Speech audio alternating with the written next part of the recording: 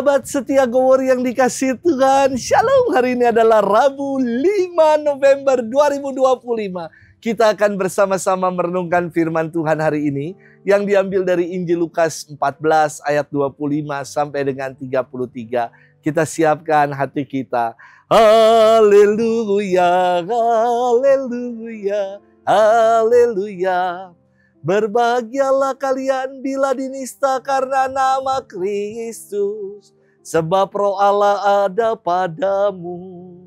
Haleluya, haleluya, haleluya. Tuhan bersamamu dan bersama rohmu. Inilah Injil suci menurut Lukas, dimuliakanlah Tuhan. Pada suatu hari, orang berduyun-duyun mengikuti Yesus dalam perjalanannya. Sambil berpaling, Yesus berkata kepada mereka, "Jika seorang datang kepadaku dan ia tidak membenci bapaknya, ibunya, istrinya, anak-anaknya, saudara-saudarinya, bahkan nyawanya sendiri, ia tidak dapat menjadi muridku. Barang siapa tidak memanggul salibnya dan mengikuti aku, ia tidak dapat menjadi muridku. Sebab siapakah di antaramu yang mau membangun sebuah menara tidak duduk membuat anggaran belanja dahulu? Apakah uangnya cukup untuk menyelesaikan pekerjaan itu? Jangan-jangan sesudah meletakkan dasar, ia tidak dapat menyelesaikannya. Lalu semua orang yang melihat itu akan mengejek dengan berkata, 'Orang itu mulai membangun tetapi tidak dapat menyelesaikan.' Atau raja manakah yang hendak berperang melawan raja lain tidak duduk mempertimbangkan dahulu, apakah dengan 10.000 orang ia dapat melawan musuh yang datang menyerang dengan 20.000 orang? Jika tidak dapat, ia akan mengirim utusan selama musuh masih jauh untuk menanyakan syarat-syarat perdamaian.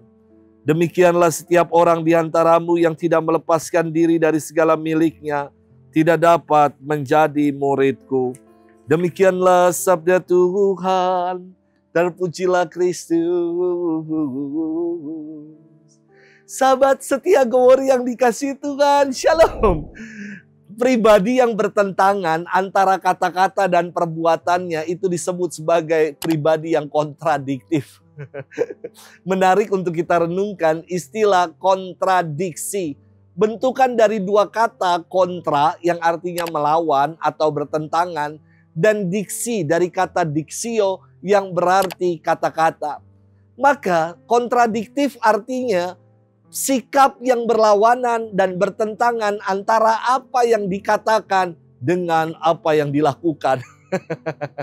Sahabat setia Gowori yang dikasihi Tuhan, firman Tuhan hari ini terasa sangat membingungkan. Pernyataan Yesus sangat kontradiktif sekali. Ia berfirman, "Jika seorang datang kepadaku tidak membenci bapak ibunya, istrinya, anak-anaknya, saudara-saudarinya, bahkan nyawanya sendiri, ia tidak dapat menjadi muridku." Mengapa sih kok Yesus mengatakan itu? Kalau untuk menjadi pengikutnya harus membenci keluarga, bahkan membenci diri sendiri. Tentu maknanya tidak secara harafiah kita telan bulat-bulat. Jelas, Yesus mengajarkan untuk saling mengasihi. 10 perintah Allah dalam perintah keempat dikatakan, hormatilah ayah ibumu. Sabda Yesus hari ini dapat dikategorikan sebagai majas atau gaya bahasa yang digunakan dengan maksud untuk menyangatkan atau dikenal dengan gaya bahasa hiperbola. Contoh ketika kalau saya mengatakan, "Aduh aku happy banget hari ini, mau mati rasanya saking happy-nya." Tentu artinya bukan saya mau bunuh diri karena gembira, tetapi ingin menyangatkan arti dan makna kegembiraan. Demikian juga dengan sabda Yesus hari ini. Ia hendak mengajak para pengikutnya, para muridnya, untuk mengarahkan diri sepenuhnya total kepada Allah. Bahwa prioritas adalah untuk Tuhan. Di akhir firman Yesus mengatakan, "Setiap orang di antaramu yang tidak melepaskan diri dari segala miliknya, tidak dapat menjadi muridku." Inilah yang dituntut dari kita sebagai pengikut Yesus.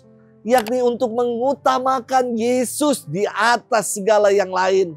Sahabat setia Gowori yang dikasihi Tuhan. Sebagai pengikut Tuhan kita diajak untuk punya skala prioritas dalam hidup. Dan semoga prioritas hidup kita adalah untuk mengikuti apa yang menjadi kehendak Tuhan. Kita mau berjuang dan berupaya untuk senantiasa mengarahkan hidup kita sepenuhnya bagi Tuhan.